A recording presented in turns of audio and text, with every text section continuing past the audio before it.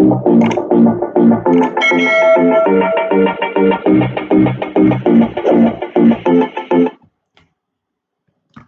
guys, my name is Ofori Bright, and today I'm going to take you through robot design methodologies. And as a teacher, let's say you you want to maybe use PowerPoint to teach. You can even make type your slides or the thing that you want to teach. You can even type using PowerPoint, and also after that, when you want to maybe add editing to it, you can use camtasia to add editing to it. Now let me take you through. Let's start our slides. So we have robot design methodologies. So I'm a teacher and I've do my lesson planner, and I'm going to take you through. So the content standard, maybe as a teacher, you have to develop understanding of the robot design process and apply it to solve simple problems. Means that developing a robot involves a systematic loop of identifying a problem, brainstorming mechanical and electrical solutions, programming the logic, and testing. That is the content standard that you want to use it to teach your students. Now let's move on. Now let's move on. Okay, we have learning indicator. What does the learning indicator talks about? Now let's move on. One, as a you have to apply robot design methodology to identify a simple problem and design a robot based solution. Now one, the process is we have to identify a problem that can be solved using a robot and also draw and label a simple robot design. So we have to come out with the idea. We have to also we have to gather the things that we have to use it to do the robot, and also we have to explain how the robot will solve the identified problem. What are the problem is going to solve?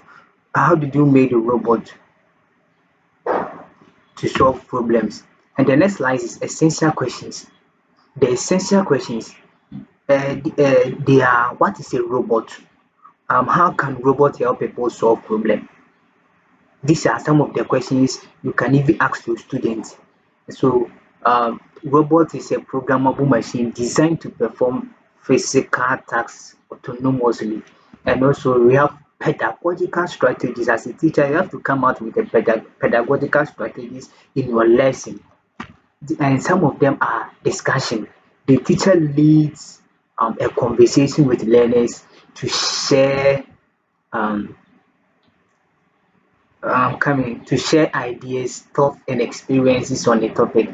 And this, as a teacher, you need to uh, have a conversation with your learners to share ideas. Maybe in the classroom, you have to maybe ask them questions to come out with ideas and also to come out with solutions. Now, if you look at the pedagogical strategies, we have discussion, brainstorming, demonstration, and group work. So here the teacher leads a conversation. Now here the teacher is with the students and helping them to come out with ideas to solve a problem, to use a robot to solve a problem. Now also we have a brainstorming. Learners freely share many ideas to solve a problem or answer a question. And the third one is demonstration. The teacher shows how something is done, how learners observe carefully. And also we have group work, where the teacher group the students and give them a task to perform. And also we have inquiry-based learning. Learner investigates and discover answers on their own with guidance. And also the next last one is problem solving approach. Learners identify a problem, think of possible solutions, choose the best one, and evaluate the results. The last one, we have project-based learning. Learners plan, create, and present a project that addresses a real-life problem or challenges. And teaching and learning resource. What are some of the teaching and learning resources that the student can even come up to do a robot? We have boxes, pencils and markers. We have scissors, PVA glue. So one, we have scissors and glue, cardboard and boxes, markers and pencils, worksheets, charts showing robot design process. And these are some of the tools that you can use it to what to do a simple robot. Now the next slide talks about keynotes on differentiation. Here, the keynotes on differentiation. As a teacher, you need to support your learners. You have to know average learners, advanced learners. So the support learners provide robot design template and guided questions. The average learners design and label their robot independently, and the advanced learners suggest improvements and additional functions for their robot design. And also, we have some keywords in it. Let's move on. We have robot design problem solution prototype. Let's move to our next slide. The textbook. There are some textbook that you can even use to teach. Now here we have NACA, computing curriculum for JHS. NACA, the textbook. Maybe it depends the textbook that you want to use to teach your students. Um, let's move on. So we have here it talks about the topic. The topic is Introduction to a Robot Design Methodology, and we have teacher activity and a learner activity. The teacher activity display pictures of different robots, ask learners what they know about robots, guide learners to identify tasks robots perform. And the learner activity is these are observe the pictures, respond to questions, share experience, to identify tasks perform. And the next slide, we have to identify a problem. You can even use 10 minutes. That is teacher activity. Lead a discussion on problem encountered at home or school. Record learners' responses on the board. Learn activity. Mention problem that need solutions. Select a simple problem that a robot can solve. And we have exploring the robot design process. So yes, teacher, you can use 10 minutes. We have explained the stages of robot design, identify the problem, research, image solution, plan, create.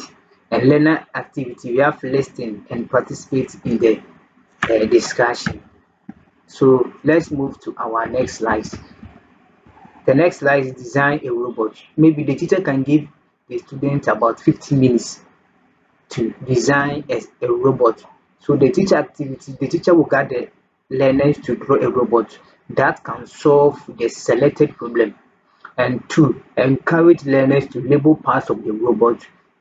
The learner activity, draw and label robot design. So here the teacher will help them, guide them to draw the robot and label the robot very nicely. And the closure, we can use as teacher use 5 minutes. That is the review the robot design methodology. The essential questions that you have to ask your student about the teacher activity or the closure is, what is a robot? Why do we design robot? What are the steps in robot design? And these are some of the questions that you can come up to ask your student about. The learner activity. So here the students will answer the questions. State what learned from the lesson. Share how robots can help. Now the reflection and remarks is after maybe you have finished teaching your students. So before you can do reflection and remarks, after lesson we do remarks and reflection after lesson. Abra wakyerɛ adeɛ awie no. So the reflection, some of them, maybe you can say some of them were able to understand the concept. Learners participate in the lesson very well. And these are some of the key ideas or that you can even write in reflection. And again, the use of features and group activities enhance learners' understanding and engagement. Maybe you come up with drawing on paper to show them how the robot was. Maybe draw robot and label the part. Maybe use paper to do a robot. And these are some of the objects you can show it to them. We have remarks. Learners achieve the lesson objectives satisfactory, and some of them find it a little difficult. For every lesson, there are people who can even understand it, some people who can even find it difficult to understand. And this what you can do as a teacher. So I would like you to end my lesson here. Thank you very much.